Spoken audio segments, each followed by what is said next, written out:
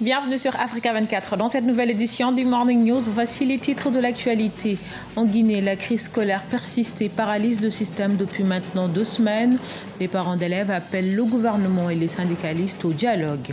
Au Cameroun, près de 400 migrants sont revenus dans leur pays d'origine ces 21 et 22 novembre. Des migrants qui ont été rapatriés de la Libye, pays où des faits de trafic humain ont été révélés. Et la Côte d'Ivoire souhaite mieux exploiter sa mangue, premier producteur en Afrique. Le pays en exporte que 1%, une tendance qu'une PME souhaite augmenter, notamment avec le système de séchage de la mangue. Tout d'abord, au Zimbabwe, la justice a jugé légal le coup de force de l'armée qui a entraîné la démission le 22 novembre du président Robert Mugabe, estimant que cette intervention visait à empêcher des personnes non élues d'occuper des fonctions électives. Selon un tribunal de Harare, la capitale, les actes de force de défense zimbabwéenne visant à empêcher les proches de l'ancien président Robert Mugabe d'usurper le pouvoir sont constitutionnels. Toutefois, cette décision sème déjà le doute sur la nouvelle démocratie promise par Emmerson Mnangagwa, tout nouveau président par intérim. Déclenchée il y a 15 jours, la grève des syndicalistes paralyse le système scolaire en Guinée. Les associations de parents d'élèves appellent le gouvernement et les syndicalistes au dialogue et les autorités qualifient toujours ce mouvement social d'illégal. Précision dans son reportage de notre correspondant Emmanuel Milimono. Depuis 2 semaines déjà, le système scolaire guinéen est paralysé par un mouvement de grève. Cet appel à l'arrêt des cours exprimé par 2 syndicalistes a entraîné des élèves dans la rue et causé 3 pertes en vies humaines et plusieurs blessés. Les grévistes, membres du syndicat libre des enseignants et chercheurs de Guinée, réclament une amélioration des conditions de vie et de travail des enseignants. Selon des spécialistes, cette grève est illégale. On peut dire que la majorité des points a été mise en œuvre, on va dire, à 85-90%. Il reste le dernier point sur l'évaluation de l'impact du changement de la valeur monétaire du point d'indice. Les accords étaient très clairs en ce sens-là. Cette mise en œuvre de la nouvelle grille de salaire des fonctionnaires ne devait pas entraîner d'augmentation substantielle de salaire puisque d'autres avaient été consentis par ailleurs. Pendant ce temps, les cours sont paralysés et les écoles sont fermées depuis 2 semaines. C'est cette paralysie qui a occasionné des manifestations d'élèves et conduit à la mort de certains d'entre eux. Les parents d'élèves optent pour le maintien de ces derniers dans les maisons en attendant le dénouement de cette crise. Il faut que nous disions aux parents de garder les enfants à domicile parce qu'auprès de toi, ton enfant est mieux surveillé. Que les syndicalistes au sein de leur syndicat d'abord acceptent de se réunir, de conjuguer le même verbe. Et au gouvernement, c'est de s'ouvrir au dialogue. C'est des Guinéens et des fonctionnaires guinéens qui réclament leurs droits. Au mois de février 2017, le gouvernement et les centrales syndicales d'enseignants ont signé un protocole d'accord qui a mis fin à une crise de plus d'1 mois. Les syndicalistes qui ont déclenché ces mouvements sont taxés de dissidents, mais ces derniers disent avoir relancé la grève parce que le protocole d'accord signé récemment a été rejeté par les enseignants à la base. Le Mali a organisé du 21 au 23 novembre à Bamako, la capitale, les journées minières et pétrolières. Ce rendez-vous biennal est l'occasion pour les professionnels du secteur de débattre de l'évolution récente et des potentialités d'investissement dans les 2 secteurs. Reportage de notre correspondant Mokhtar Bari. Les 7e journées minières et pétrolières du Mali se sont tenues du 21 au 23 novembre 2017, pays dont le sous-sol regorge d'énormes potentialités minières telles que la bauxite, le diamant, le fer, le manganèse, le calcaire, le cuivre, l'uranium ou encore l'or. Parmi ces métaux, l'or est le premier produit d'exportation avec une production de 47 000 tonnes par an. 3 zones se distinguent en matière d'industrie d'extraction. La région de Kaï, celle de Sikasso et les régions du nord que sont Gao et Tombouctou. Bon, la politique principale du gouvernement, c'est d'accroître l'apport des mines dans le développement économique et social du pays. Donc, rendre le secteur minier un moteur principal du développement économique et social. Nous voulons que l'or brille pour tous les Maliens. Classé au 3e rang africain après l'Afrique du Sud et le Ghana, le Mali occupe le 11e rang mondial en matière de production d'or. Une société minière crée en moyenne 1000 emplois directs. Les producteurs maliens veulent innover en explorant d'autres matières telles que l'uranium, le pétrole ou le gaz. Des matières à même de produire de l'énergie pour le pays.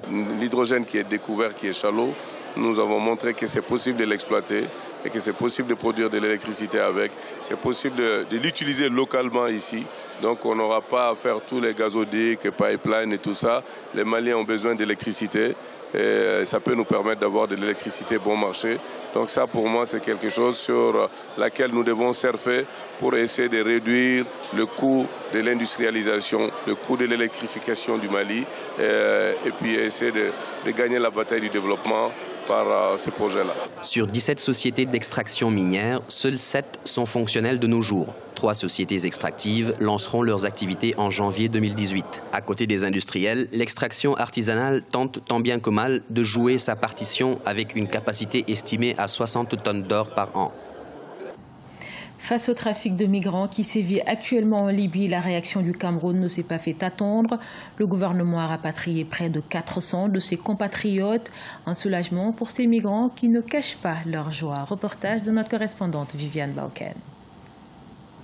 Près de 400 migrants en provenance de Libye ont rejoint Yaoundé les 21 et 22 novembre 2017. À leur arrivée à l'aéroport de Yaoundé, ils ont été pris en charge par les autorités. Chacun des migrants a reçu 65 000 francs CFA pour gérer les frais de retour en famille. Ils disposent par ailleurs d'une prise en charge psychosanitaire, notamment pour les enfants et une cinquantaine de femmes, dont certains sont enceintes. Ce retour au pays sonne comme un vent de libération pour ces migrants. En Libye, on fouette les gens, on maltraite les gens, mais ne vous découragez pas. Moi, je suis content de rentrer au Cameroun. Je suis fier même d'être au Cameroun. Je suis fier 100% d'être dans mon pays. On ne mangeait pas du tout bien. Pour les autorités libyennes, les faits dénoncés par une chaîne de télévision américaine relèvent de la présomption. Pour ces derniers, la Libye condamne l'esclavage et indique que ces actes de barbarie sont commis dans une zone non maîtrisée du sud de la Libye, contrôlée par des bandes organisées et soutenues par la communauté internationale. Il y a une partie de notre territoire qui n'est pas sous notre contrôle. Elle est sous contrôle de bandes organisées, de bandes internationales, avec, je dis bien, la complicité de la communauté internationale. Les autorités libyennes indiquent que des enquêtes ont été ouvertes afin que des contrevenants soient identifiés et traduits devant les tribunaux.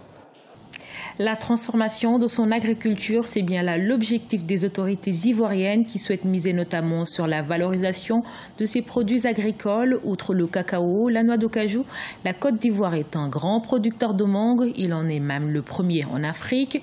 Cependant, il ne transforme qu'environ 1% de sa production. Une tendance que s'attelle à inverser les jardins de Koba, une PME spécialisée dans le domaine. Reportage de notre correspondant Oliva Diacoton.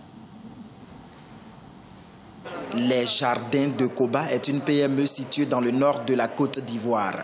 La mangue séchée est son produit phare qu'elle expose dans ce Sahara 2017. Cette PME a décidé de donner une valeur ajoutée à la mangue depuis un an, car la Côte d'Ivoire ne transforme que 1% de sa production de mangue, selon les autorités. Grâce à notre déshydratateur, c'est une sorte de four. On retire uniquement l'eau, tout en lui permettant de garder ses valeurs nutritives à la mangue. Aucun élément extérieur n'intervient dans le processus de transformation. Le sucre que vous sentez là déjà, c'est le sucre de la mangue. La couleur, pareil, c'est la couleur de la mangue. Nous faisons déjà la création au niveau du Sahara, déjà, c'est déjà bon. La saison de la mangue en Côte d'Ivoire est comprise entre avril et juin. Grâce au processus de mangue séchée, la mangue peut désormais se consommer sur toute une année. Mais la PME Les Jardins de Koba, qui emploie 80% de femmes, est confrontée à plusieurs défis, dont le financement. La société vraiment est financée de fonds propres. Voilà, donc les difficultés, comme nous sommes en Afrique, on n'aide pas les petits à devenir grands, malheureusement. Les grands qui sont déjà grands, on les aide à grandir toujours. À travers votre canal, je souhaite vraiment que nos dirigeants comprennent qu'il faudrait qu'ils aident les petites structures comme la nôtre pour pouvoir devenir grands un jour. 6 unités de séchage de mangue sont opérationnelles dans le nord du pays depuis 2015. Ce projet du Fonds interprofessionnel pour la recherche et le conseil agricole FIRCA permet aussi d'obtenir la mangue séchée. Dès 2018, une multinationale sud-africaine se lancera également dans la transformation de la mangue en Côte d'Ivoire. Ce journal a été réalisé par l'ensemble de la rédaction. Nous vous remercions pour votre fidélité. Dans un instant, une nouvelle édition de l'actualité sur Africa 24.